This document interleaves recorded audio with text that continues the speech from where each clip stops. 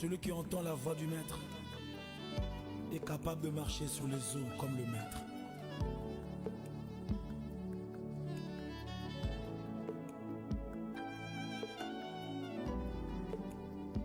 Je suis là, Seigneur, parle à mon esprit.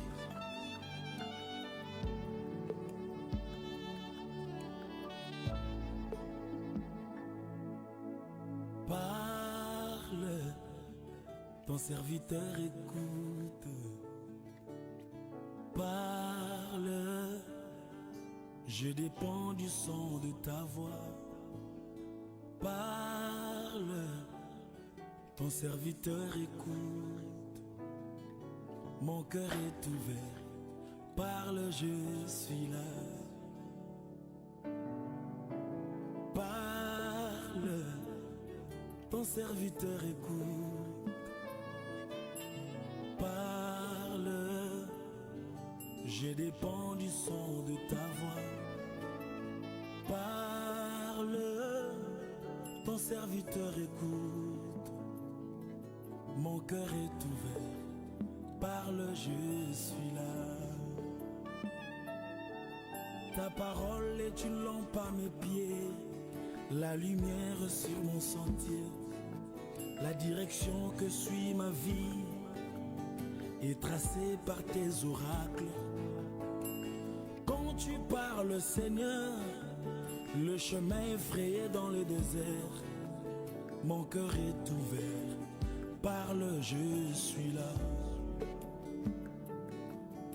Au son de ta voix, Seigneur, les montagnes tremblent. Au son de ta voix, Seigneur, l'ennemi recule devant moi. Au son de ta voix, Seigneur, je suis plus que vainqueur. Mon cœur est ouvert.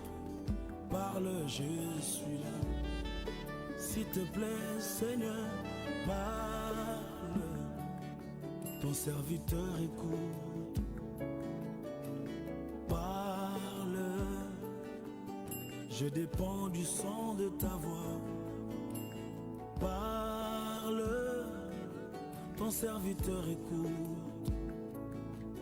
Mon cœur est ouvert. Parle, je suis là.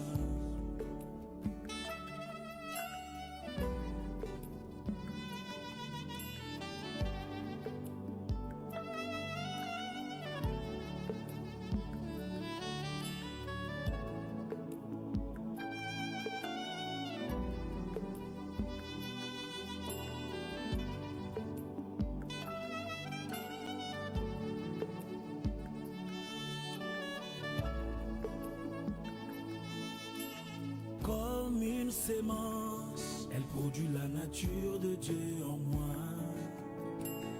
Comme une épée, elle détruit les forteresses de l'ennemi.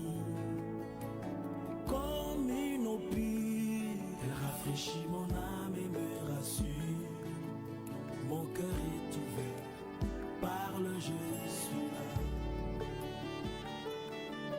Oh oui, comme une sémence, elle produit la nature de Dieu en moi. Ta parole comme une épée, elle détruit les forteresses de l'ennemi.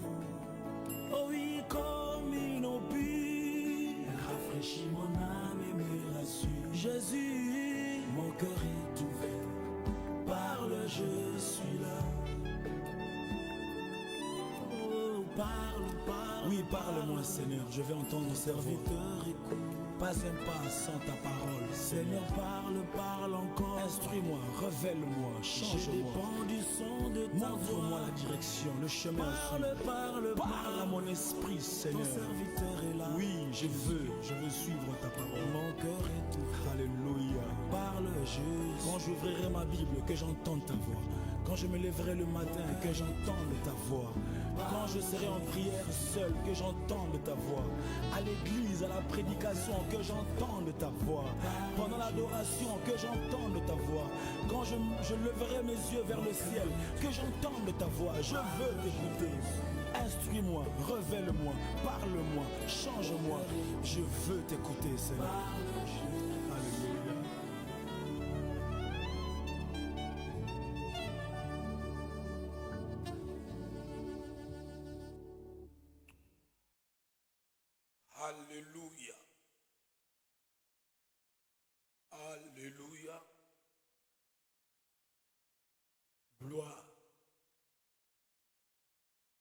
Gloire à notre Seigneur.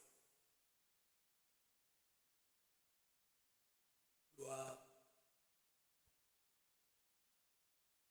à Jésus. Alléluia.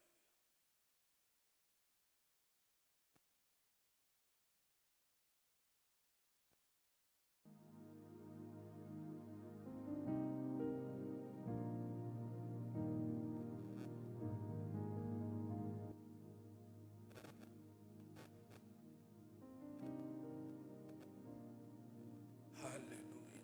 Alléluia.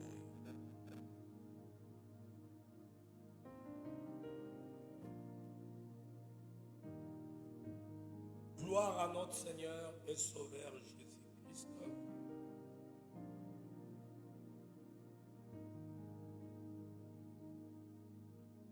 Gloire à celui qui nous a aimés.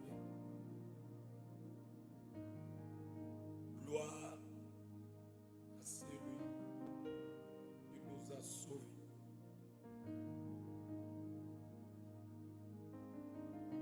Notre Seigneur et Sauveur Jésus-Christ.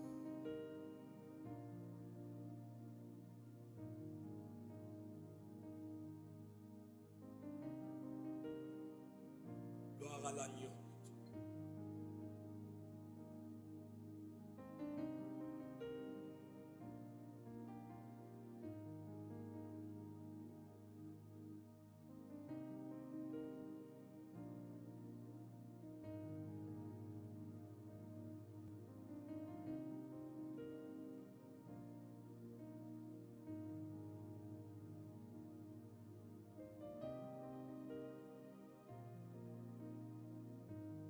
Alléluia.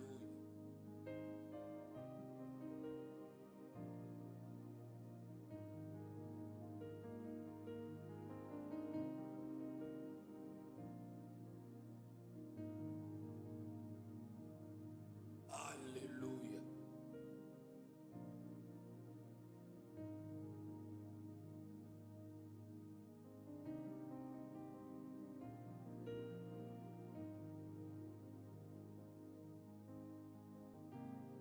Oui, bien-aimés dans le Seigneur Jésus-Christ, à vous tous qui aiment ces moments, qui aiment ce temps auquel nous avons l'habitude de passer ensemble avec vous dans la présence de celui qui nous a aimés, notre Seigneur et Sauveur Jésus-Christ.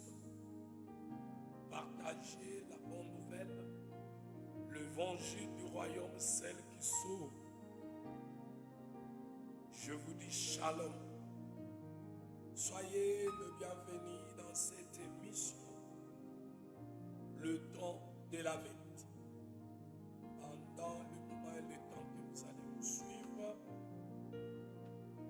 que Dieu vous comble de sa paix et de sa joie. Au nom de Jésus-Christ, je vous dis shalom.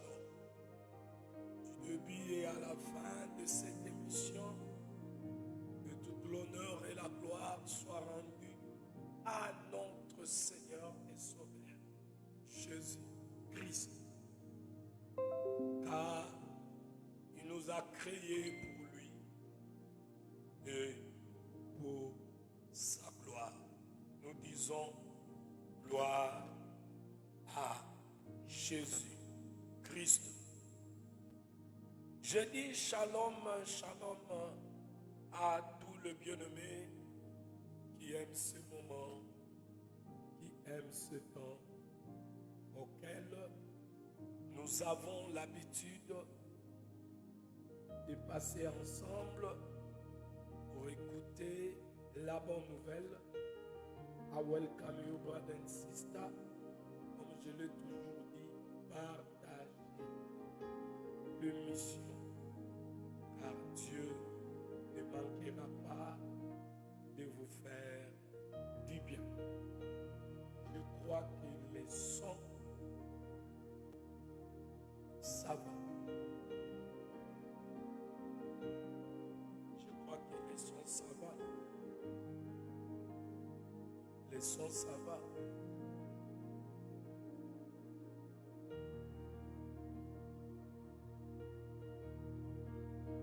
Gloire à Dieu.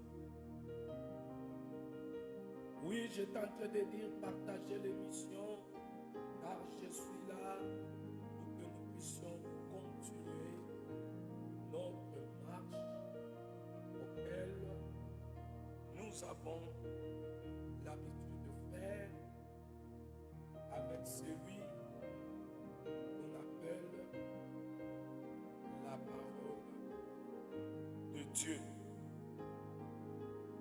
Et comme je l'ai toujours dit, bien-aimé dans le Seigneur, celui qui partage, tu peux sauver une âme qui pouvait se perdre en écoutant la parole de Dieu. La personne peut revenir à Dieu et Dieu ne manquera pas de les récompenser. Ce soir, bien-aimé dans le Seigneur, je suis là pour que nous puissions continuer notre marche auquel nous avons l'habitude de faire avec celui qu'on appelle la parole de Dieu. Son nom est la parole. Il est celui qui nous a rachetés. Il est celui qui nous a sauvés. Il dit dans sa parole, selon qu'il est écrit, bien-aimé dans le Seigneur, dans Jean, chapitre 15, au verset 4, il dit, demeurez en moi, et je demeurerai en vous. Comme le sarment ne peut de lui-même porter du fruit s'il ne demeure attaché au cep. Ainsi, vous ne le pouvez non plus si vous ne demeurez en vous. Bien-aimés, nous sommes appelés à demeurer en Jésus. Jésus aujourd'hui, il ne plie dans la chair. Apocalypse 19, verset 13 nous dit, son nom est la parole. Demeurer en Jésus, c'est demeurer dans sa parole. Et la gloire revient à notre Seigneur et Sauveur Jésus, qui nous a appelés et nous a sauvés pour que nous puissions être le membre de son Église, ces hommes et des femmes qui sont appelés à demeurer dans ça. Et l'apôtre Paul a exhorté en disant, si du moins vous demeurez, c'est-à-dire fondés et inébranlables dans la foi. Vous savez, lorsqu'on parle de la foi vient de ce qu'on entend. Et ce que nous attendons, c'est la parole de Christ. Demeurez fondés et inébranlables dans la foi, sans vous détourner de l'espérance de l'évangile que vous avez entendu. Alléluia. L'évangile que vous avez entendu. Oui, qui a été prêché à toute créature sous le ciel. Paul dit, et dont moi, Paul, j'ai été féministe. Aujourd'hui, Paul ne plus. Le Saint-Esprit est là, à nous bien-aimés, et il nous fait entendre cet évangile. Et Jésus a dit, celui, il dit qu'il demeure en lui, doit marcher aussi comme il a marché. Nous sommes appelés à suivre le pas du Maître. Parce que, bien-aimé, dans son évangile, il est écrit que nous devons marcher comme lui-même avait marché. D'ailleurs, à votre information, il marche par nous. C'est-à-dire quand lui il marche, et nous aussi, nous marchons. Et le thème principal de notre émission, c'est la marche chrétienne. Et l'obélimoussous, nous qui demeurons dans la parole, nous devons vivre cette parole, car la parole qui nous prêche, c'est sa vie auquel il nous communique. Et le Père, dans son plan, il avait planifié que tous ceux qui seront reconnus, appelés, sauvés, tirés des... Tout cela qui va donner le pouvoir de devenir le frère de Jésus, les enfants de Dieu.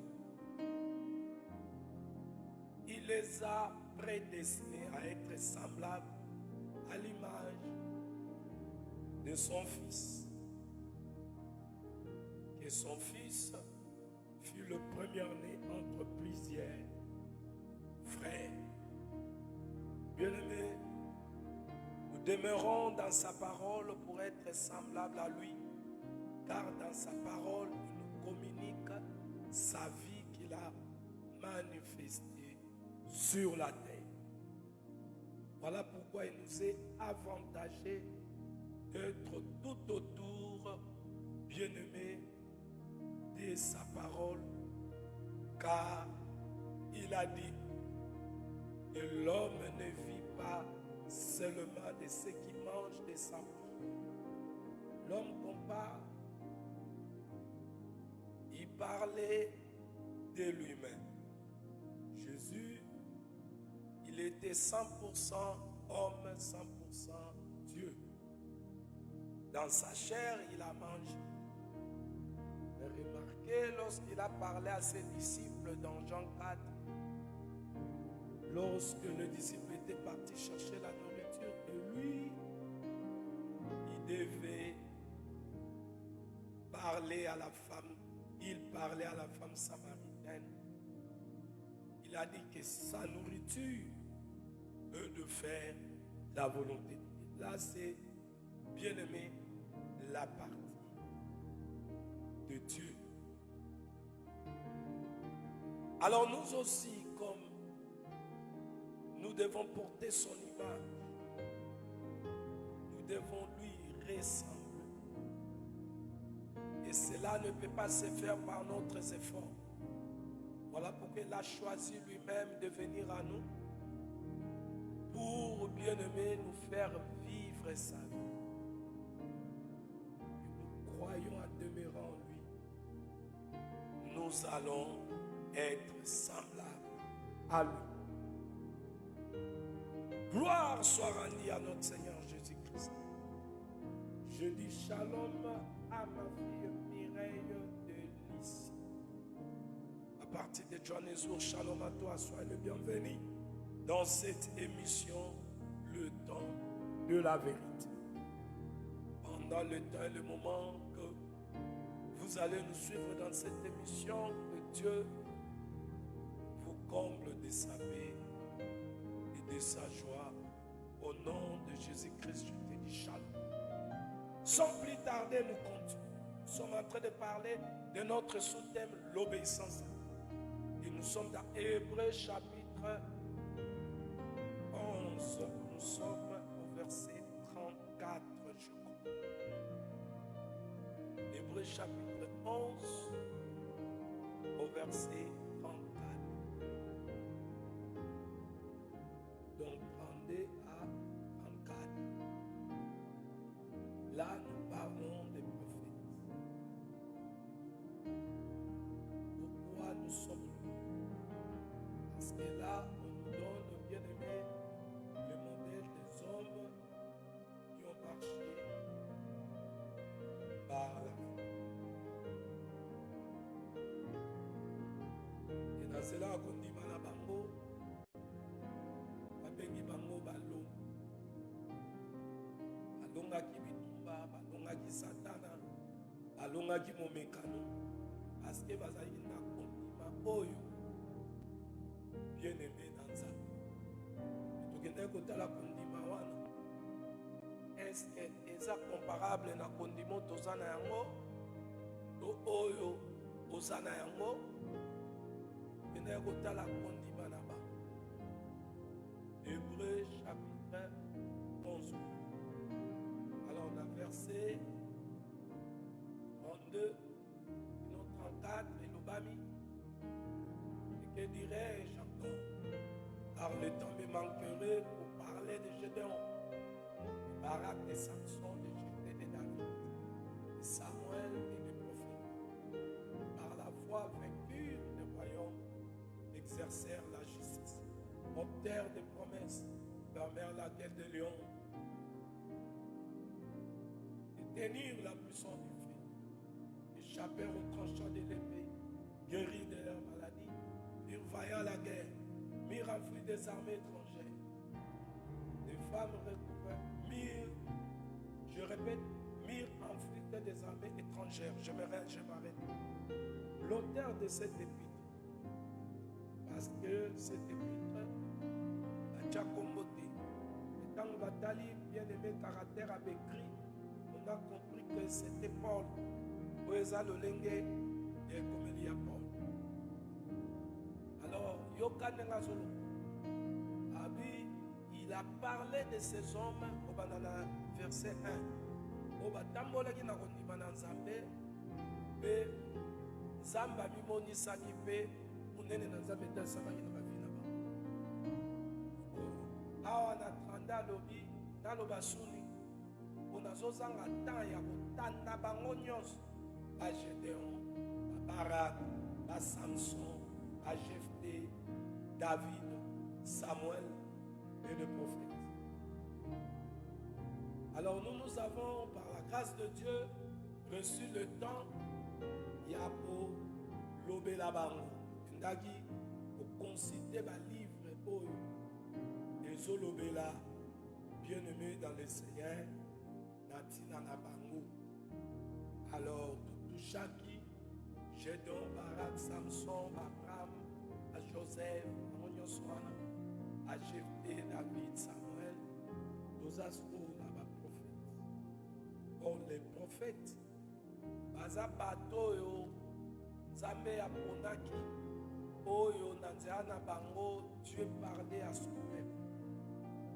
Et Ezali, esprit, Oyo, bien-aimé, Zambé, selon Jean 4, 24 à ses esprits, Yende Abandaki Koloba, Nanzaya Basalaye, Yango Ekomami s'est poussé par l'Esprit de Dieu, que les hommes ont parlé de la part de Dieu. Et Tomeka Kotala, Oezali Mosakoli Samuel, Ondimo Azaki Nango, on a trouvé dans tous ces héros un vaillant guerrier Oyo. Azali na kondima oyo eza na botosi yango to exhortaki bino biso bana Nzambe senge tozala na kondima oyo eza na botosi po tobika mpe nde bango babikaki elonga na kati na kondima na bango babikaki bilaka ya Nzambe bapromese ya Nzambe mpe ayebaki na kolo kolonga bitumba na bagueur bakomba bazalaki bavictorie balonga ayebaki koconquérir oyo ezali bien-aimé mabele ainsi de suite na nzela ya foi omoni ke kondima oyo tozwaka na nzela ya maloba na nzambe yango nde epesaka elongo mais tozwa insiste na koloba kondima oyo eza na botosi parce que la foi consiste à croire en Dieu. Donc pour croire, Romains 10, 17, il faut écouter, entendre. Si makoyoka mungongo elobelaka biso esengaka biso totosa mungongo wana etosala omongomane omonaki mpasa mwana alors tozokoba bien tolobi biso baoyo tobengami na bondo ondima na biso totalisi yango eza base na maloba na nzambe epuis na maloba na nzambe wana esengeli tobika yango faut pas ezala kaka lokola récitation to histoire boye mais ezala vie où le Christ est vivant et Seigneur dit bon moïna yetalisa makazaka alors même qui biso na kotala selon la promesse que le Seigneur a fait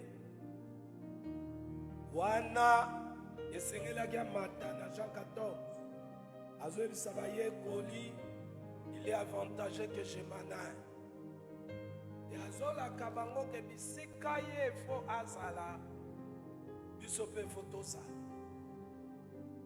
tobelaki sur la destinée et que Israël azalaki destiné ya kobima nzambe abimisi en Égypte po akotisa ye na Canaan et nous sommes appelés à entrer au ciel au retour na ndako ya tata.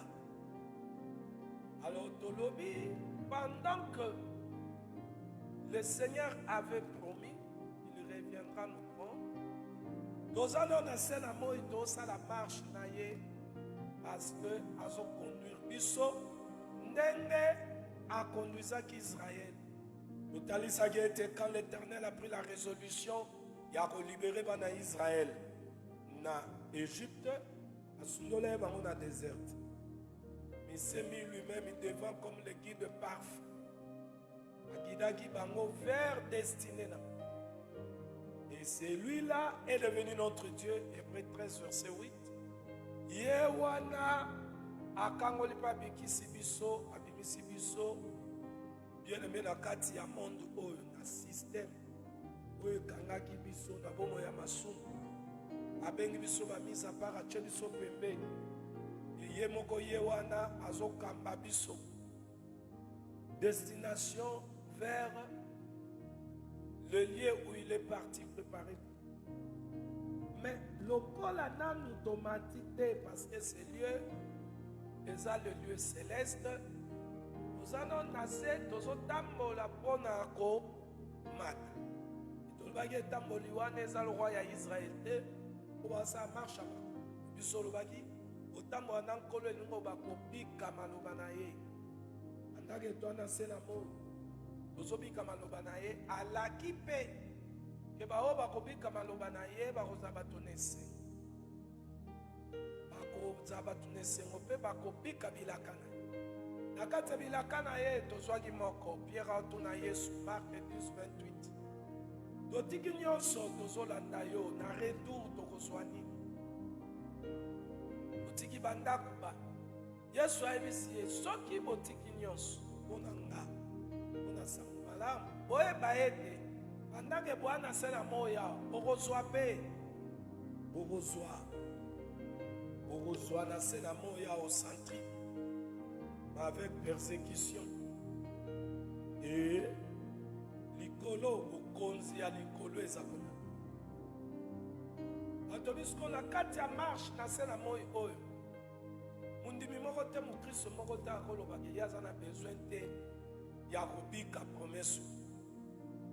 Mais totalisa ki kolandisa malite ya na ye tokomi kutungisaka te po alaki biso ke tokozwa pe na samo tomitungisa mpo na biloko yango abite abi bapaye nde bamitungisa biso tomitungisa otala soki ye azobika kati na biso mpe azokonza biso.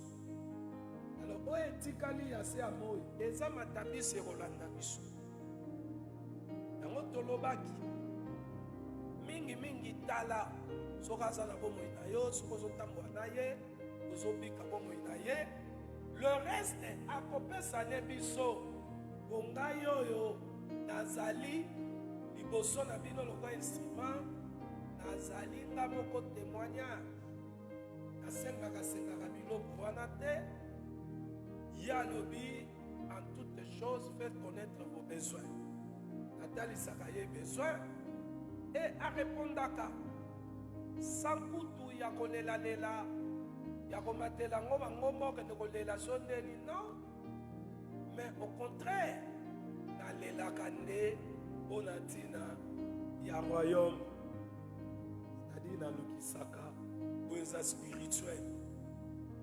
Alobaki si vous avez à manger vous pouvez dire cela vous suffit azanga te okokisa maloba na ye il nous nourrit plutôt azolatisa biso azokokisa course ezali tobika ndenge yali yango naye koexorte osambeli oleli petro oke na baeglise balelisaka bino kaka oleli petro oleli mais soki okoyoka mongongo na nzambe ezolobela yo olanda mpe exemple oyo ya biso parceke tolandi oyo lilobeko oboyi komitungisa nakolia nini nakolata nini walobi wana eza bapaye nde bamitungisaka bo mais na biso alobi ka faites connaître vos besoins. Alors otalise besoin nelikiake aza tata oyo ayoki akopima yo te. Alléluia. Nde tozotambola bongo lokwa tokomprenaki ke destiné na biso yenda kokotisa biso oyenda yebi nzela yenda yebi bisika omema biso yenda yebi nini ya bungisa epandake toana se na moi tobika na botosi olobaki sikoyo mpona kobika na botosi esengeli yo yebake na makasi na yo kokoka te epuis nzambe asengaka te bapakano batosa ye parce que bapakano Paul azoba na 1 Corinthiens chapitre 3 chapitre 2 à partir du verset 14 alobi baza bahomme animal abi bango bakocomprendre te mamonzala c'est l'obéissance nzambe aza kosenga yango na baoyo ya ye na bana na ye. Je dis shalom à l'homme de Dieu, le pasteur, man of God, David Lukumbu.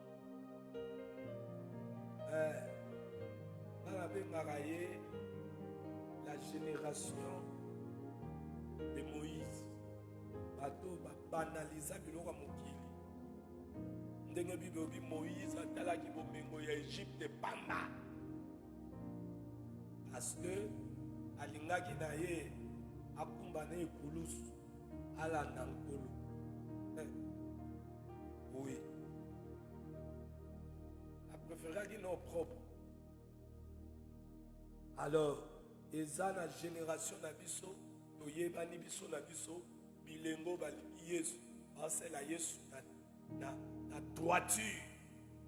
Baza bikota kota te lokoso te po ba jeune ebele, basi batengami lokoso ya biloko mokili, basi bateki Yesu kwa mabu.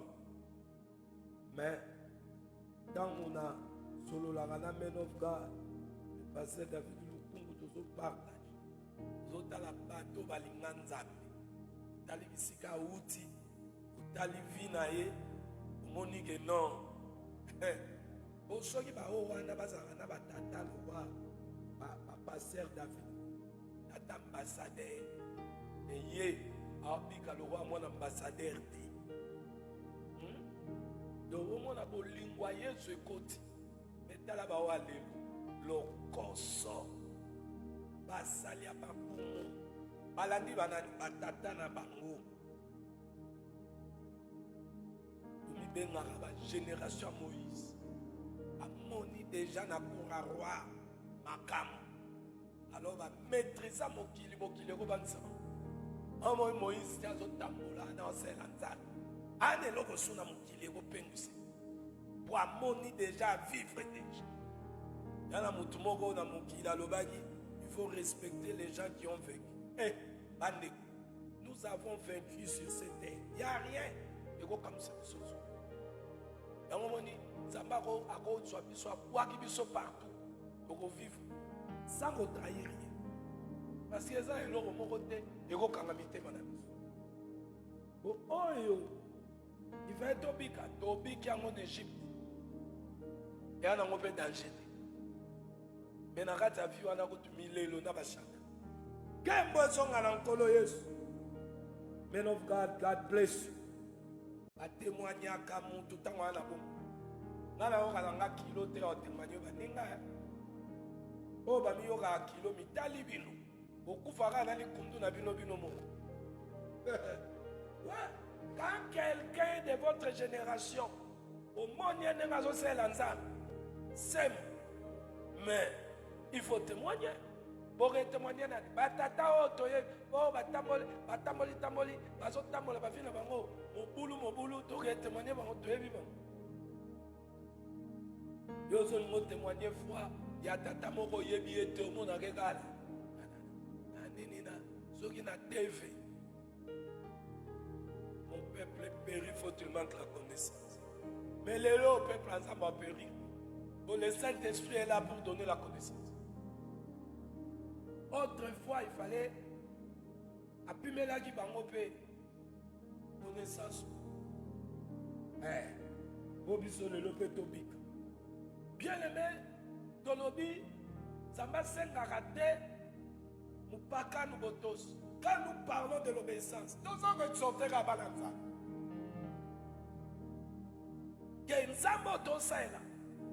Oleli Petro. Biso zo quand même moi ba secret. Biloko eleli sabino na. Biso zo ngo matabisi ya vie. O to selanza. Yango o azo chaka na biso to zo ko kabola na bino.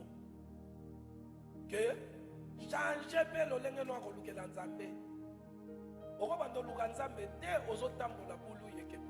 Dieu n'est pas un Dieu de désordre. Apôtre Paul alobaki. Il n'est pas un Dieu de désordre. Yango toye ko exhorter bobele ba yengebe ba onanu ba iko ba dimenza mete tote salino bobongwama o se repati boya panzambo ko biso toye omoni ke to perdre rien bilo boli ngabo kima o maka nzambo ka soko na tala biso zaka ba jeune a âge ko ba 50 mais tala mutaza ba 50 ndolo bela mimoko ya motele awa nami moko motele azotali sena ebisie dans le PC âge na mai azokam ondimate yohana âge d'ailleurs c'est mbula na mai moi je suis dans les cinquantaines mais c'est pas possible oui âge na mai moi na azotala ngabi oza le roi mutu wana ba tranquille ye obamila na kati ya mosala abi oza lokolo oza na ba tranquille nga na bi ngolu na nzambe bien aimé yo ozokima yesu olobi bato bayaka pa yesu banuni omoni biso tonu o bato bayaka pa yesu babebaka omoni biso tobeba yo ka nde ozobebaka yo na masanga na nzela basi nazwebisa jeune moko lelo atalisi ngai kaka bato mpe tosala atabi nga tuni obala abina bana balana na bana mibale ngata malamu. Oui, mi vie oyo ba jeune ba enango ba mi mona danger. Quand ba para ba opesa toli, lo sambo balingi te, balingi vie ya basi. Zoka vie ya basi, eza wa mutu kosombi eza sika. Bo jeunesse ya lo wa mutu kasika mi mona sika.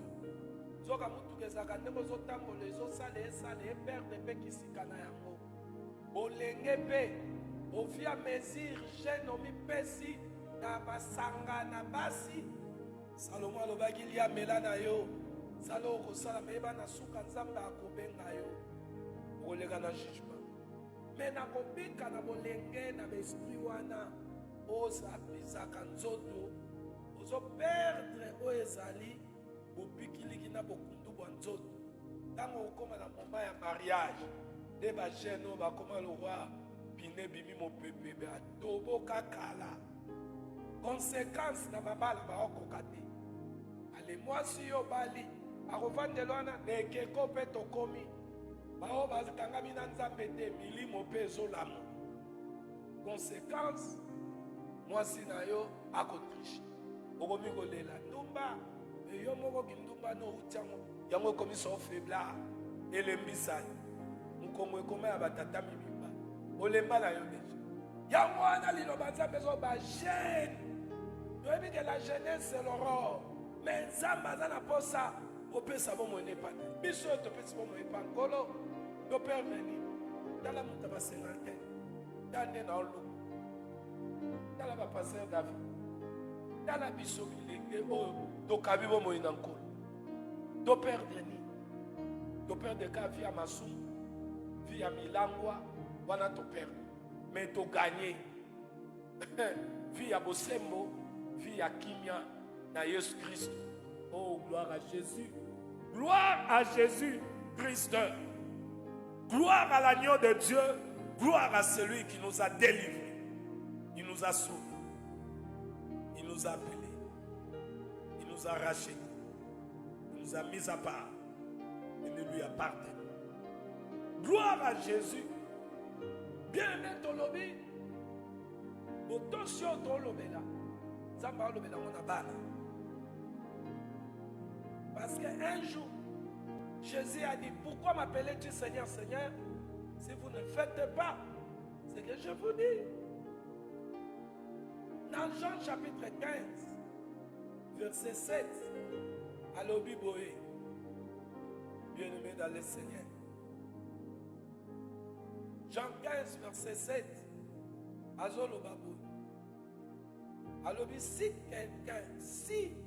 quelqu'un ne demeure pas à moi, voilà dans verset 6.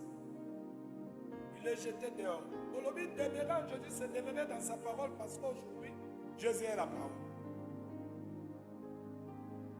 Alors, comme les sarments,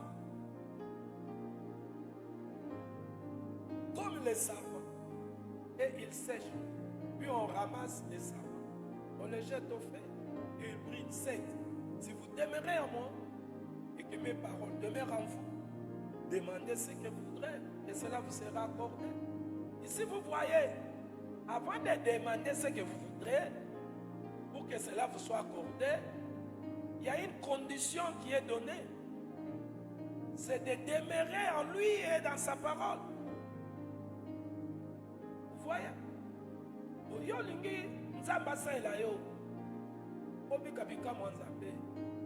Mais tu ne veux pas demeurer en lui et dans sa parole. Mais si tu as 14 jours, ayebi déjà que ozo mati 14 jours wana ozande na posa. Ok ozo ki luzizi la. Abezate via mabondele ana devi kitoko. Mais muto efwa mataka mabondele fwa za muto abanga nzamba to sanza. Na mabondele osala, mabondele futaka. Bien aimé biso to mona ngo. Mabondele futaka. O blaguette. Ba guerrier ma prière biso ba. Ba guerrier. Pasteur David dit témoin, David dit. Ora kutu batu balala raté bana ba prière. Mabondele futaka. Soko zotama na obutambo. Na oto sanza. Parce que tu peux prier 14 jours, 21 jours. Mon sisi m'a bonne délibéré. Zamba crée ma bonne délibéré. Mais après prière des aka problème. Yo mutoto bima ma bonne délibéré 14 jours. Ma bonne délibéré 21 jours. Oh baby si yango. Nako désobéir na malobanza. Moko mobika susu contre volonté nzambe. Wana oza kwa tristesse Saint-Esprit. Nous on a beaucoup de soi-disant enfants de Dieu. Bazo souffrir. Oh ba vieux aussi paté bon. Zamba papa malam. Nzambe a papa malamu. Aza papa malamu, papa moko responsable. Atika ba oya yeta. Yo le la kaka. Na babiloko moko ba moins 0. A manger vous veut dire on a yo eza passe kaka. Eza likambu ya marche na yo. Yango toza koloba selon que l'esprit nous anime. Et na kata marche na Nzambe. Oazo mema biso na destiné na makambo ya bongisa pona biso. Azan Nzambe ayebisaki Jérémie que na former ba projet non pas ya malheur mais ya bonheur. Le bonheur et la grâce doivent nous accompagner. À votre information, bonheur et zakaye moko Jésus, ngolo ezaye moko Jésus. Alors so Jésus azakatino akwa accompagner yo. Na musala ya maboko na yo, na bilanga na yo, na nyonso kosala okomona ke okofuluka. Parce que Bible ezoloba Joseph azali na ndako ya Potifar. Ndako wana ezali ya Mukristo te. Mais le roi Joseph a na 4. Joseph était le prototype du Seigneur Jésus. Nyonso ya Potifar banda si ezali kofu. So ki Yesu aye na bomo ina yo le véritable Joseph. Akosimba betidi na yo kili. Soko sotamwa na ko o demere kati. Akosimba mombongo. Akosimba libana. Akosimba musana yo. Akosimba nyonso oyo yo osala okofuluka. Oh bien-aimé, bokanisa tegende na te yaka nazaka contre. Nzamba azwaka soin ya nzoto. Nazaka contre ya komitungisa na. Ya lobi mitungisa eza na ndako ya bapayen. Matthieu chapitre 6. À partir du verset 25. Na yebi ke nzoto nzambe fa nourrir. Voilà. Yango nge na yaka lumbute kote ya bino bolumbute. Na couvrir nzoto. Mende komitungisa kolia kolada wana kimupakana. Ngate muna lobi yango. Kotangi évangile na sango malamu na Yesu Masia Matthieu chapitre 6 au à partir verset 25. Et l'on va bien à 4 on a pas de débarras de mitungisa. Mais Dieu connaît que nous devons manger. Abi ba besoin. Ayebi. Atako tu soko lobité. Ayebi. Bien-aimé, les témoignages à Bola Monta. Nazalaka herbe, ceux qui besoin mon âme. Soit n'a manifesté qu'à besoin de mon thème, besoin. A repensé que ça peut être yambo. Narosa Nazana va demander mon belé belé. Boko sunga sunga bande. Bobiso sunga na biso. Ce qu'on a va demander, on a manifesté ce qu'on a besoin yambo et panzan. Abinzan. Yom totini bato na basenga ngai awa makoki eza penate pona kokisela bango nyonso lokolo permettre basenga ngai na yebi ke naza receveur de na donneur okopesanga na kopesa bango bana posa e kaka nde natali so na samitungisa omona na banzela moko incompréhensible pas porte fuma mimbongo ekoti epi ndenge ekota na fidèle. Donc au pesi oyo pona ba besoin oyo batu bana ozwa pe mbongo ngo kaboli yango ekeyesi utika maboko pa. Pourquoi?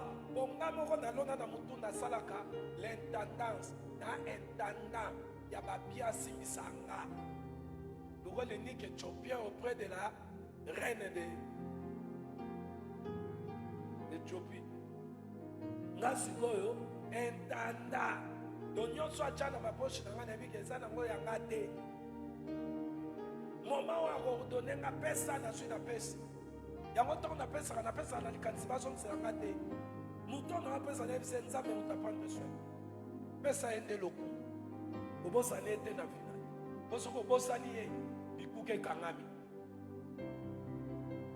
Bien aimé, na témoigne yango na ya na Afrique du Sud namoni ozwa mosala bato baofuta mbongo talaka moto oza na mbongo te il faut pesa connexion yabi nzambe soki otyanga na position bato baa nango bazwaka misala basenga bato mbongo nga na bapesa ofele nzambe azwa atyenga na position banda 2007 ti lelo natyaka bato na mosala ofele soki mondela bengaka bondana opeswa otan bandeko boya ngasenga connexion te ena yebiso kaka connexion nga na osenga yo oza connecté na nzambe na connecté na ye mpo ye nde azofungola nga bikuke oyo parce que si tu n'es pas connecté à Dieu mosala ekopesamela yo bitumba babotela dio na mosala bayokanga odali pongi to nini obebisi mosala mais si tu es connecté à Dieu napesa exemple nanga nga mpe na banda osala na okoma mpe na mosala boolali mais quand kolo mosala azoya Saint-Esprit okaka dikidiki moko mokusa moko na likolo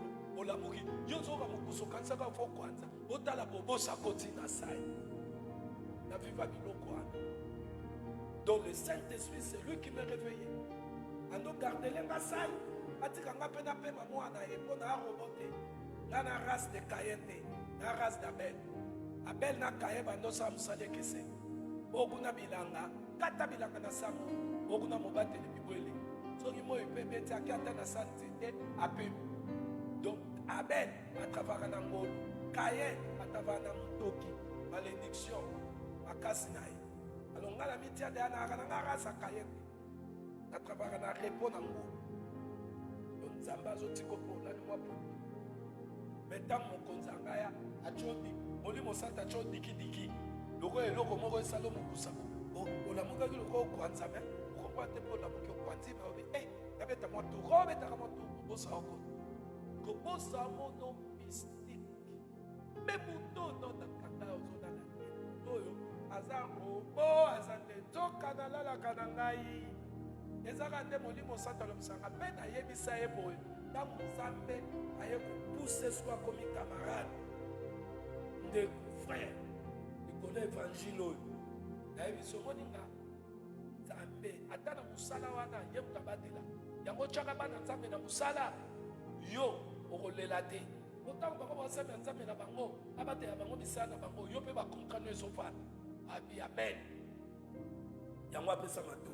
Donc c'est que bien aimé nous vous donnons témoignage de ce que Dieu fait. Dieu agit atika banete ntango nazoyebisa bino ke biloko ntango okomi tuna obi ye profete yango ye moko no biloko mokili te meta ye moko azalaka papa mama nalelaka yango te eyaka koya eyaka nango nalingi te yo mposa na kondima ya modele wana otala vi na yo marche no par rapport à nzambe ominimize biloko nzambe opeswango matabisi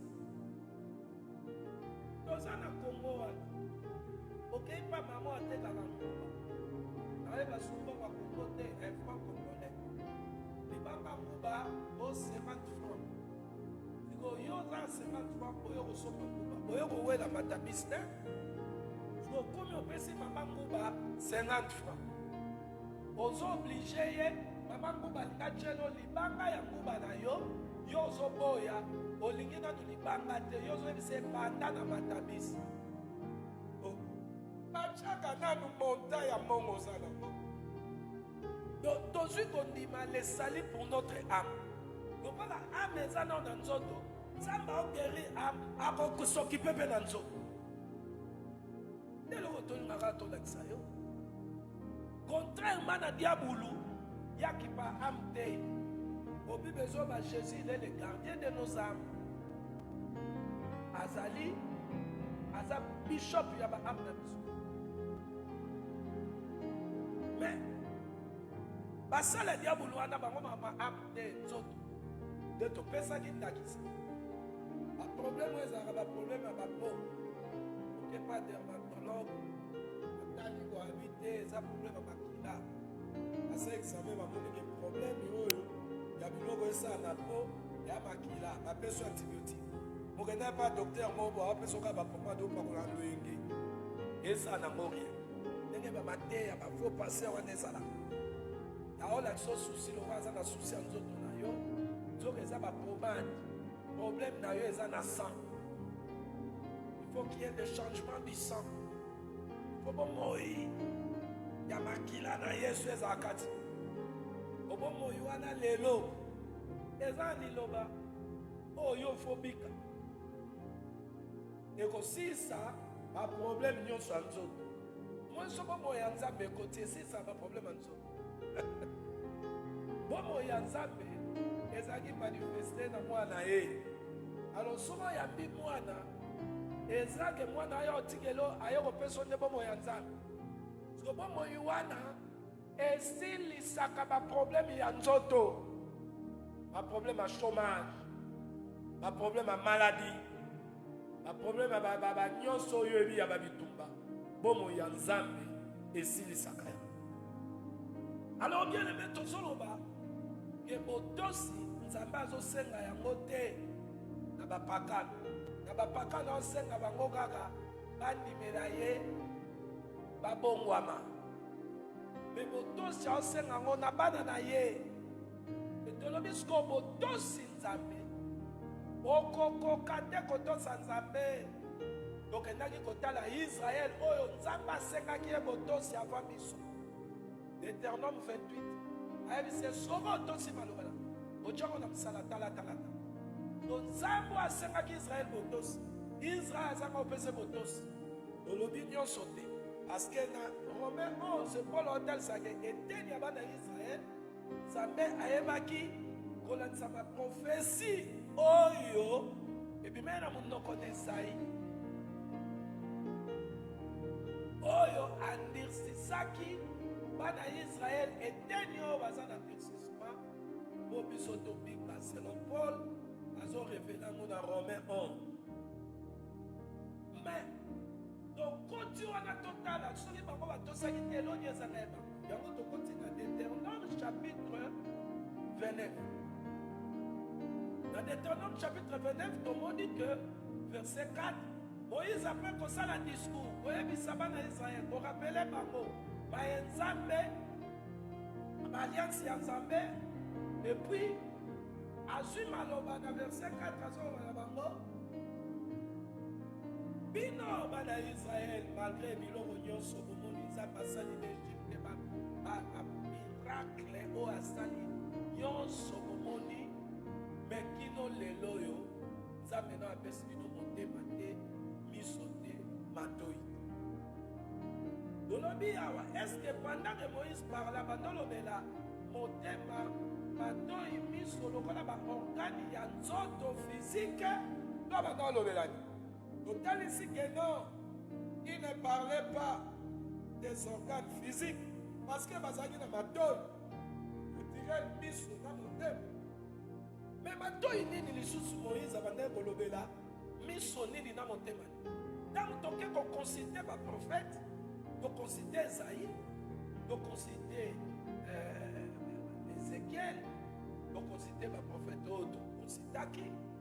Donc, on dit qu'on a que ça veille encore, selon Esaïe chapitre 11 et chapitre 6, dans le qui Esaïe, dans Koloba ete, a bouché bango matoi, aveuglé bango, obas bayoka, ba comprendre te.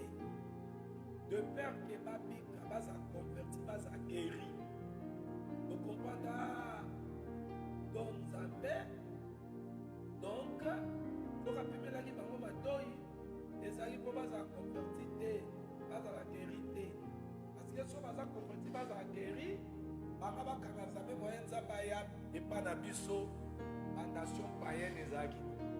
Yango Etenyo va rejeter qui est, parce que le roi va rejeter à quel vers peuple Oyo, avec un Daya Yipanisu. Les Paul a expliqué dans Romain 11. Et puis sur la haute symbole, Toutina Olivier Sauvage, tout ça l'olendo te. Parce que ceux qui ont un Zambazan n'a pas sévère, ils ont eu pour totalité païen Babika. Et puis bango bakobi kaka na mokolo moko en un clin d'œil. À cause ya batata na bango ba Abraham, ba Isaac, ba Jacob, Racine et Zapi. Alors, vous comprenez que awa tozo simbane likambo yo Moïse ebise bango ti siko nzambe apesi bino misu te matoi te apesi bino pe motema te po boyoka na matoi na bino pe bokomprendre na bino te mitema na bino ekosimba nango te mpo na nini de peur que boza converti boza guéri. Mais biso sikoyo le Seigneur aya ko accordé biso sali siko bao bazui sali Paul atali ici na 2 Corinthiens chapitre 5 verset 17 que bao bakomi bikela mwasika kasi vie nouvelle bazui bakomi ba nouvelle créature. Donc les choses anciennes il faut les cas. Allez, la chose nouvelle est chose ancienne est un mode de vie à kala il faut si là.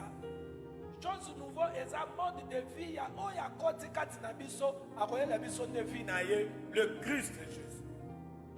Alors sikoyo kozala convertir ngoloba kozwa motema ya Nzambe miso ya Nzambe pe matoi na Nzambe. Donc on fonctionner sur la matoi no te na miso no te. Quand est-ce que tozwa miso ya Nzambe matoi ya Nzambe tota saki yango?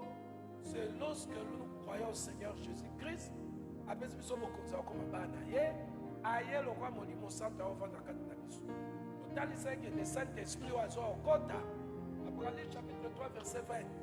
Yes oiseau baké, mais voici, je me tiens à la porte, je frappe. Si quelqu'un attend ma voix, fumboli na kota na kuvanaye. Le roi oiseau kota. Ça ça na matoi. Yona za na Yerusalem, oiseau yoka tata. Ya yoka mutusu, yoka tata. Asala rara o. Donc et moi ne lis à tata des agés mon état. Elobeli na elobeli. Kondima tata des agés kondima na. Parce que azoya okota katina biso. Dans notre temps, le Christ est en nous. As esprit. Alors tant azoya azana biso, azana matoi, ana motem. Alors toloba kelo voni asalaka. Hébreux chapitre 4 verset 12 et ça biso que liloba nzambe elekime mbele ya bilumi bali. Tango ya ke kotina matoi na biso. Et qui t'a gagné dans mon thème, oh, écoute, dans mon thème, oh, Esaïe, Nzambe, Jésus, dans Matthieu 15, verset 13. Tout ce que mon père n'a pas planté sera déraciné. Akopikola yango. Alors, Azopikola, nyon soya kuti dans mon thème, on a mis sur tel, c'est qui dit dans mon thème, total, c'est Matthieu 15. Jésus a dit dans mon thème, impudicité, maigre, vol, bureau, nyon son, voilà mon thème, homme naturel.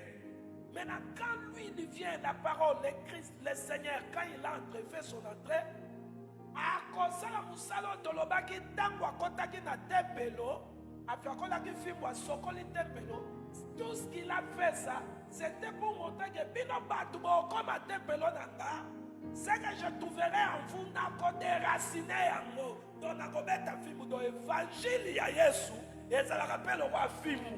Yango wana ate eza kofiakula na nzoto nezo swa ndima yango po tosa musala embezo na Yesu Christ. Yango wana tolobi bien aimé que comment nous recevons les cœurs, l'esprit et les oreilles.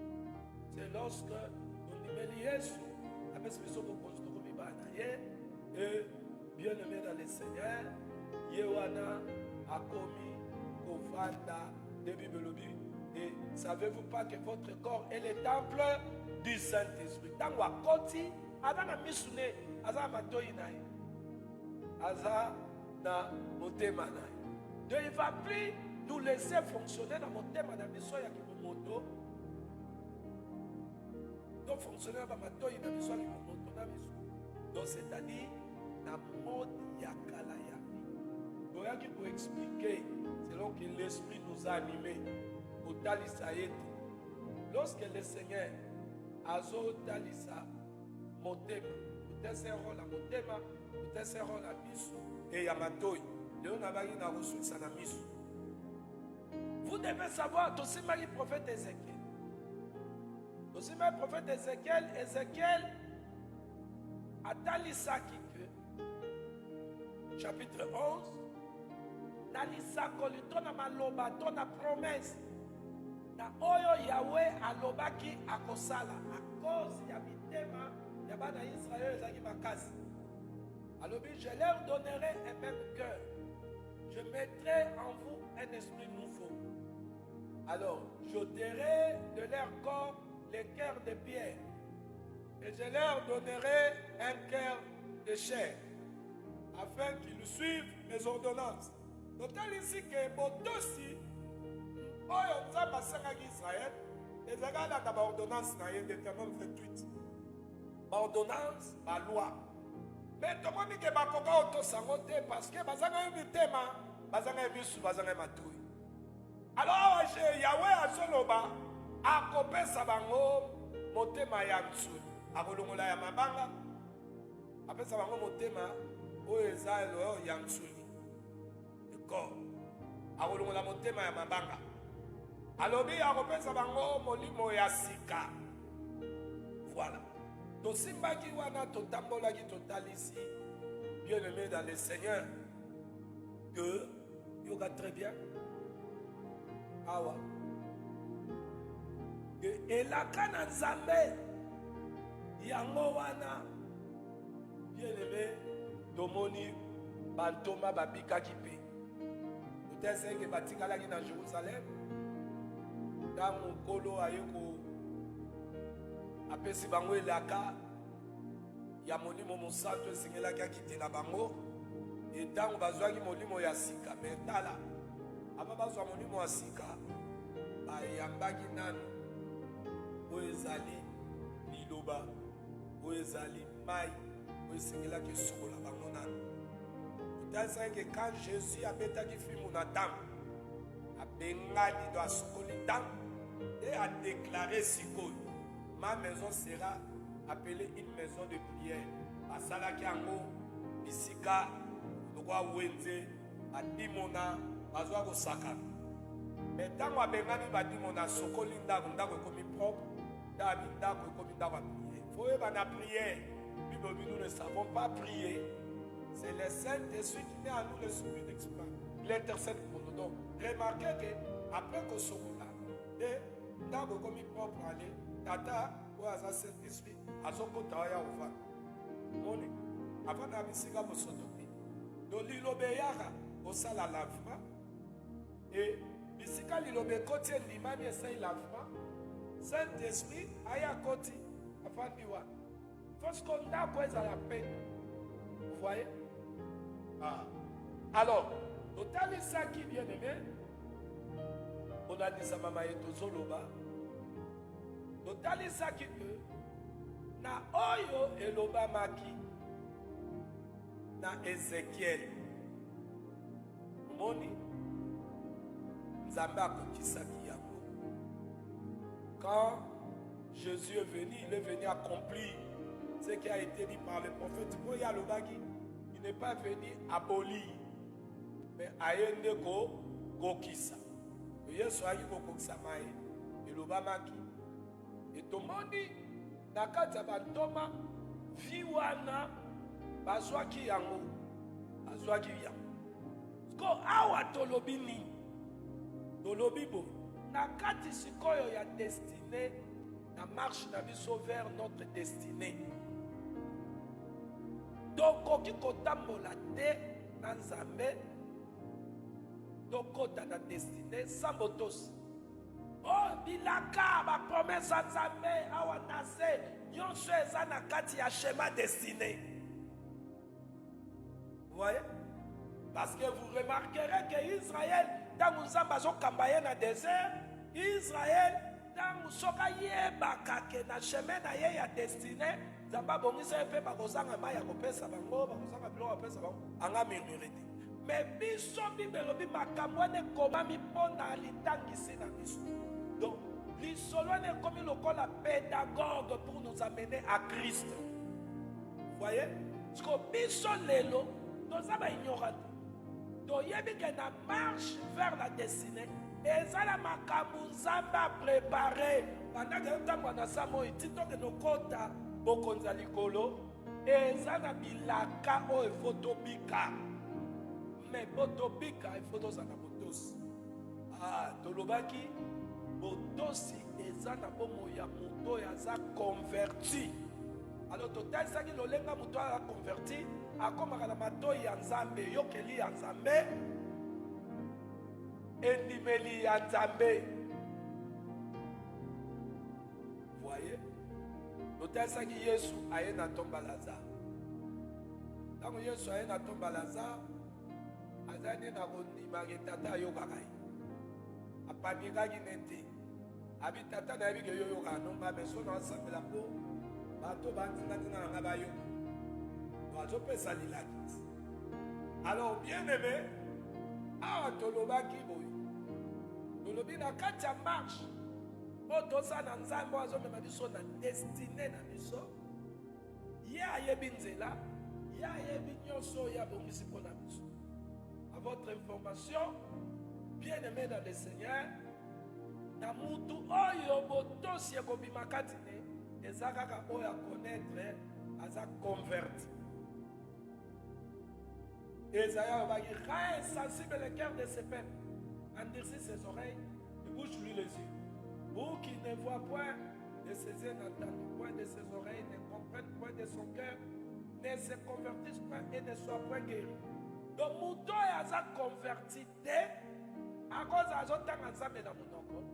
Mata bazoyebisa ye oyo Nzambe alobi ekota awa ebimi awa po aoyokela yango na matoi ya bomoto yango oyoki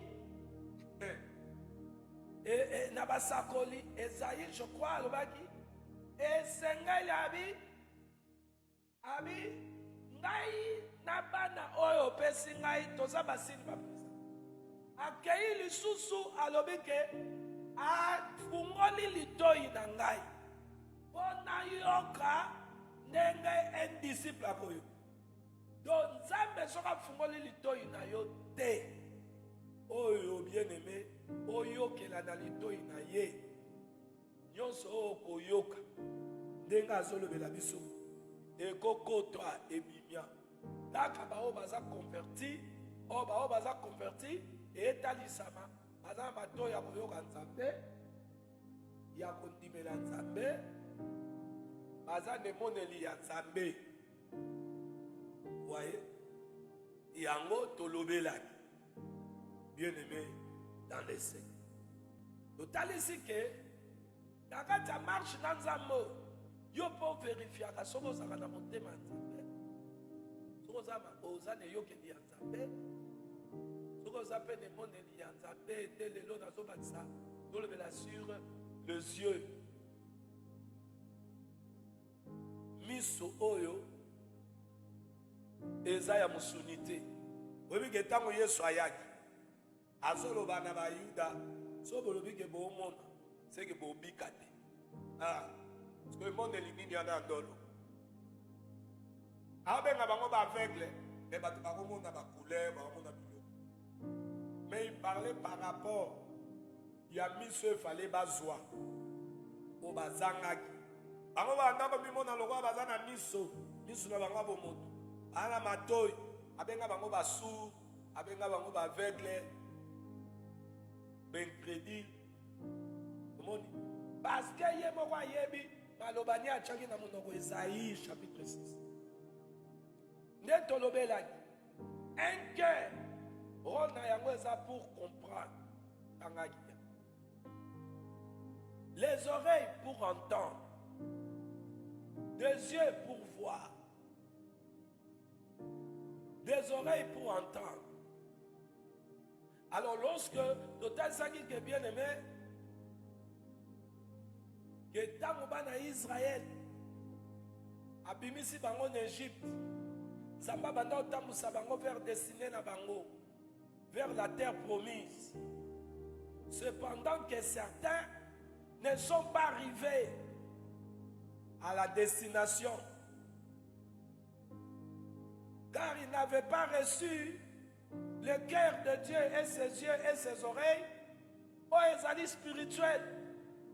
Ndenge Moïse ayebisa bango na Deutéronome 29:4 yango bamisu bakufai na bango malgré promesse ezali bakekana me bango nyonso te bakotaki.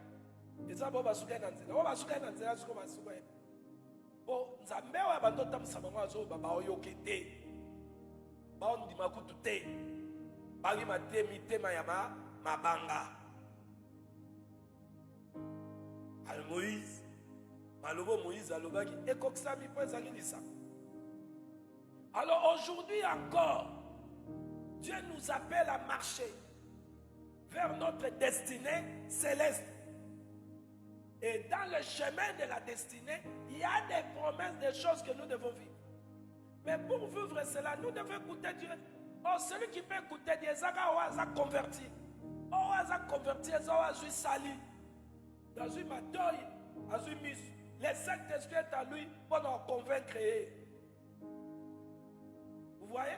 Dans notre lobaki. Nesika yo tikala ozo kufela maramususu. Libon de l'air rosa les anzambe. Donne-moi un cœur pour comprendre, des yeux pour voir, des oreilles pour entendre, afin que je marche fidèlement jusqu'à la fin et que j'entre dans ma destinée que tu as préparée pour.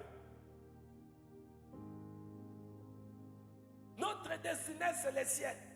Mais pendant que nous marchons pour arriver là-bas, biso tokubika pe oyalobi. Vous voyez? Alors pour nasiko kobika, il faut que Dieu nous donne un cœur, des yeux, un cœur pour comprendre, des yeux pour voir, des oreilles pour entendre. Vous voyez ça? Maintenant, le cœur, les yeux et les oreilles, dans le bas qui c'est lorsque la personne du Saint-Esprit vient à nous. Quand il vient à nous, vous remarquez que il y a un la biso. Vous Bible est là bas. Ma mère m'a dit que la moi dans Zambé, sans que Zambé, atali c'est ça que Zamba mon agi mabe, miso Zambé moni, aya annoncé yo qui dima. Alléluia. Gloire à Jésus-Christ. Gloire à Jésus. Jean Apocalypse, Azuma Lobanazambe, Azako adressé à cette église. Mais tangu, Azon comme na souka lettre aloba, Oazan matoya royoka, O molimo alobi, aloba, nelobel mususo, Nzambalo. Ah, c'est que quand Dieu parle, Batamato il faut bayokaye. Oh, Batamato, et ça va convertir de bayoganza. Oh, qui a compris? Qui a compris? Bien-aimés, nous avons dit ces choses, non pas parce que Toye, Kotalisayo, Kebisonde Toana Boye, Toye Kopeso Kaka, Oyo Maye Yatangisa Biso, Boyo Yeba, Nenge Yakotambola, parce que Nzambo, Soko Tamboli na ye, Obongwa Mate, Obandomona Makamune Logo Ezalukuta, frère, ma sœur, Okomaga, oh Biso, Ezali Kambwa Bisote, Ezali Kambuke, Yabengiyo, Abongolio.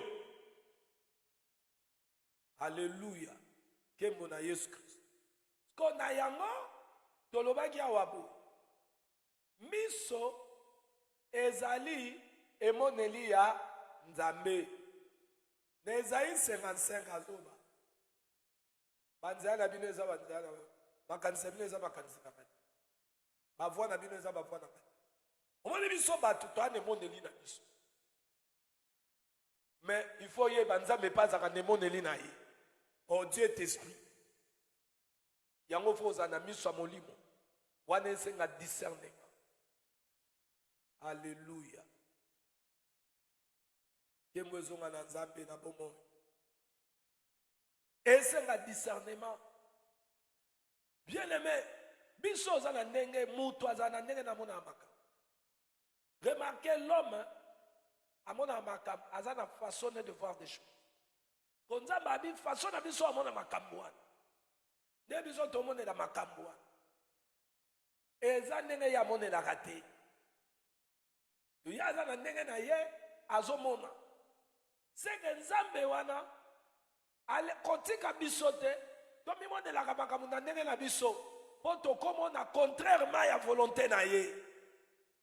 D'ailleurs kutu Jacques chapitre 4 aotalisa moto amimonela makambo na lolenge na ye soki abondeli nzambe ayoka nete abi mpo ani nzambe ayoka atalisi ke nzambe ayoka te parce que moto amimonela makambo aomemama ndenge ye alingi bomoni me soki sikoyo azomemama ndenge ye alingi nzambe mpe aza na ndenge ye alingaka seke na emoneli na biso soki nzambe atikeli biso na emoneli na biso tokobika na biso bilaka na ye te.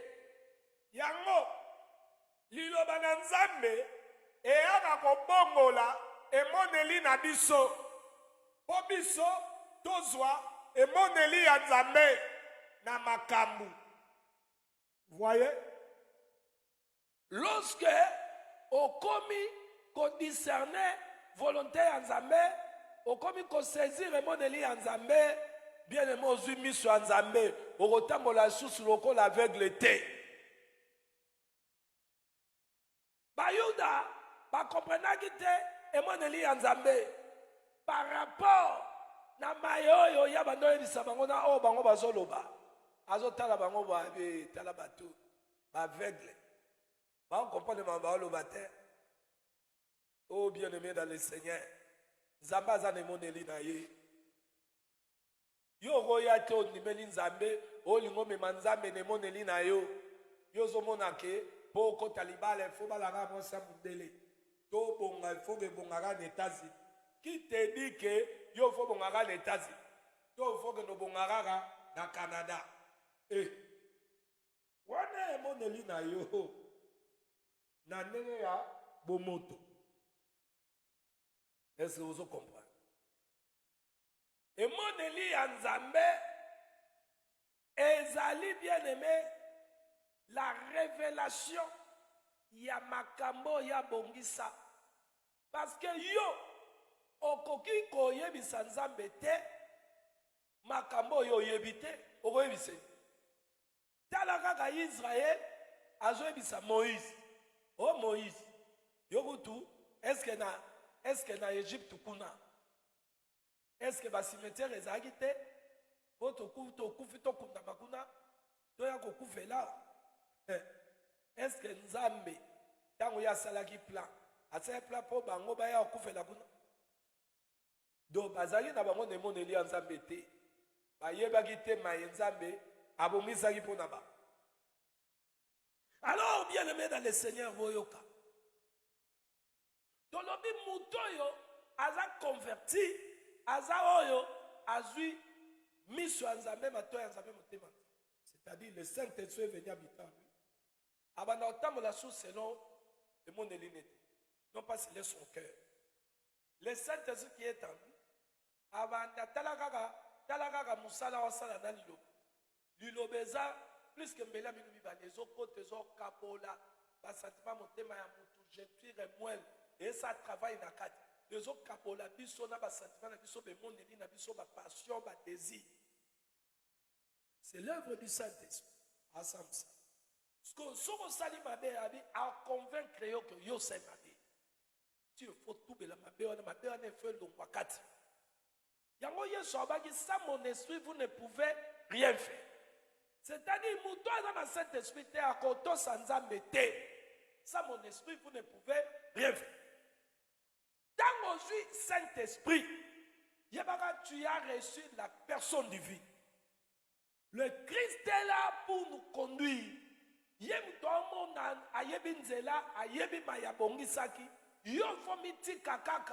Parce que, bien aimé, na assurance. Alléluia. Oh bien aimé, na ebisayoke. Ah, olia bien. Lelo nazaki, bien aimé na kati na joie moko immense. Bobiloko nzamba oyebisa ngai eleke leng.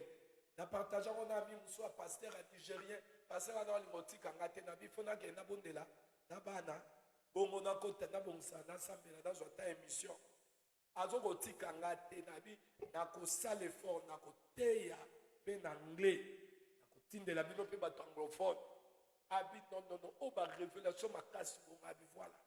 On a vendu na makolo. Vous serez bénis bien. Alors, dans le but que na katia marche, mututu zamana destiné na zamana destiné. Oui, il y a un destiné na yo nenga za na destiné à Israël. Fallait ce que Israël ba mitika me mabango. Ba o ba boya ki koyoka ye ba kota kité, ba koma kité. Vous voyez ça? Alors, bien aimé, dans le Bible, le Seigneur, notre Dieu, selon ma bongisi na ye, yoga bien, a bongisa ki ke ba o ba kondimela ye ba se faire baptiser. Il faut molimo ye moko ya vanda kati. Vous voyez? Pourquoi il a dit j'ôterai les cœurs de pierre? Parce qu'avec les cœurs de pierre, Ada, nenga Israël va doyo kanzambo ane kota. Ebima, autosane. Au motema. Eko. Parce que toyo kaka ekoti pe ya ofanda ekoma. Oya lo bangi na okoma maloba nga sul kwa mabanga. Mais na okoma ona motema. Ko motema na okoma nde. E yaka ekoti il faut ya ndeko koma to evanda. Et c'est besoin comprendre. Yamoto lobaki bien aimé dans le Seigneur que Nzambe oyo ya bongisa yango akokisaka. Oyo abongisa yango eza na kati évangile. Ephésiens chapitre 2 verset 10 otanga kango mbalo kuna azolobaki totanga yango Ephésiens 2 chapitre 10.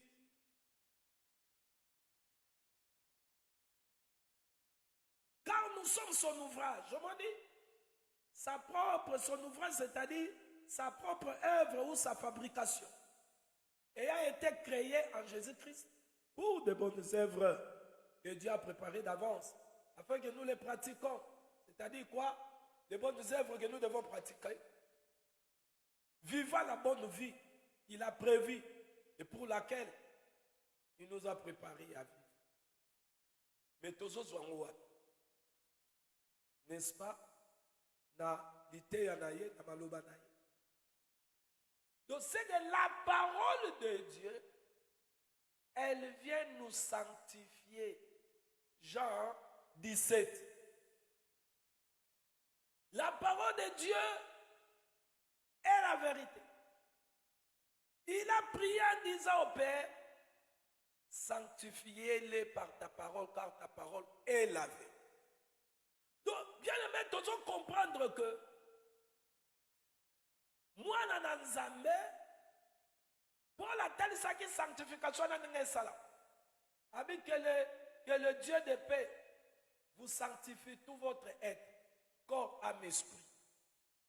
Donc, l'iloba, et ça, la ramusala, la âme, la corps, et l'esprit.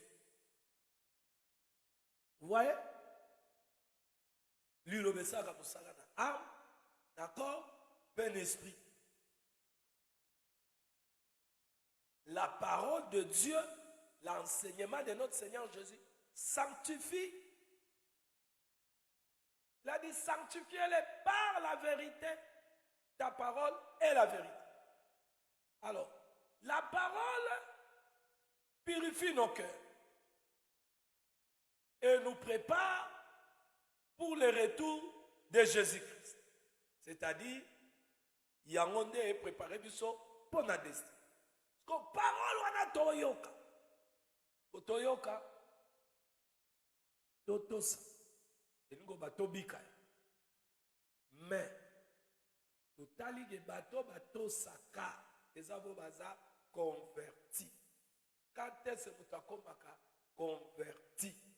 Lorsqu'il reçoit les yeux, les oreilles et le cœur. Là on peut dire cette personne est convertie, a changé, à naître de nouveau.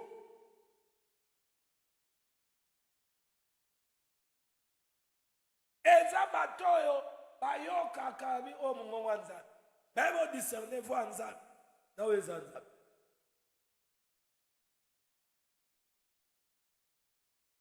Alléluia. Que la gloire revient à Jésus. Bien aimé,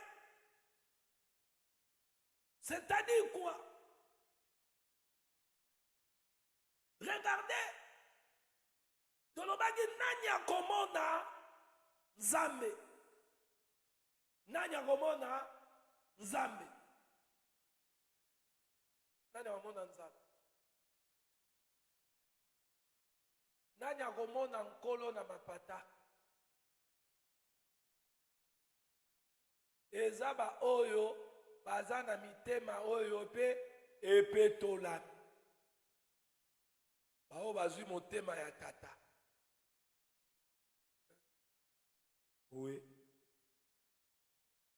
Oui.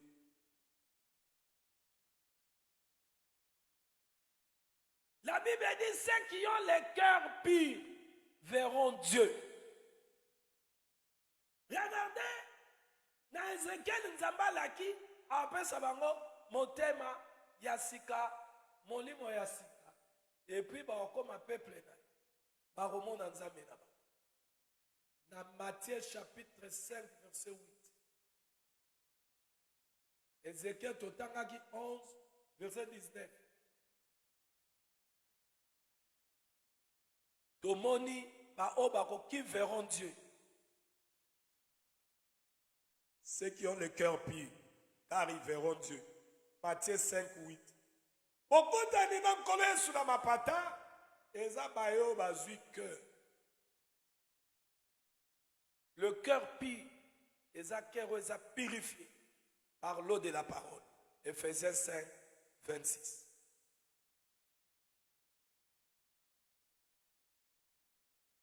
Donc, banani ba omona nzambe, et ça, ba omona ba cœur pur. Alors, la parole de Dieu purifie nos cœurs. Ozomona, nelobeli mususu azo sokola mite. Vous voyez ça? C'est-à-dire, bisoba chrétien, toza batoyo, bien-aimé dans le Seigneur, to bengami ya ko fonctionner. Soki totika kana mitemo ba papa na biso ba tozo ni totambola na nkolo na mitemo ba papa ba botola biso ba bot to botama nango. Eza le cœur de l'homme est mauvais. Ba verset eza ebele awa. Soki na lobi to banda kotanga tongo ekotana. Oyo zo tel ça le cœur de l'homme. Alors le seul cœur où est bon, est motema na Yesu. Pour yende babenga qui est bon maître. A tout na bango pe pourquoi m'appelez-vous bon? Bon nzambe ye mo ndazaka bon. Omoni? Mais mutu motema na ye eza malamu te. Totalisa kango na émission eleki. Vous voyez ça? Alors, on ne peut pas servir Dieu avec un cœur oezali converti. Pourquoi? Parce que au koto sanzambe te avec un cœur abomoto. Donc, boto sanzambe bandaka na bomo ya mwana nzambe wa komi spirituel. C'est-à-dire qu'il est conduit par le Saint-Esprit. Yango partant de là, nous avons dit, mitala bien-aimé, toza suna tango te, passer abanolobano, yoza mwana nzambe, yopondi maka ameni na loyenge. Mais so komi na era kobika, bien-aimé, obika note, yemoko pasteur, asa comme esprit, asa melaka monaka makamu, mais yo, ozwaka note, malgré zo biso, recevez, tekite. A quoi ils sont dans ma case? Oko recevez, oko tekite lokote. Yé passé à ça, mais la comme spirituel. Azo bika makambo yo, azo ebisayo. Yo moko pe fo, il faut mitala par rapport à ce que nzamba lobby position na ngai eza ndenge nini ozotala yo moko eske na yo ganza ese na bikaka pe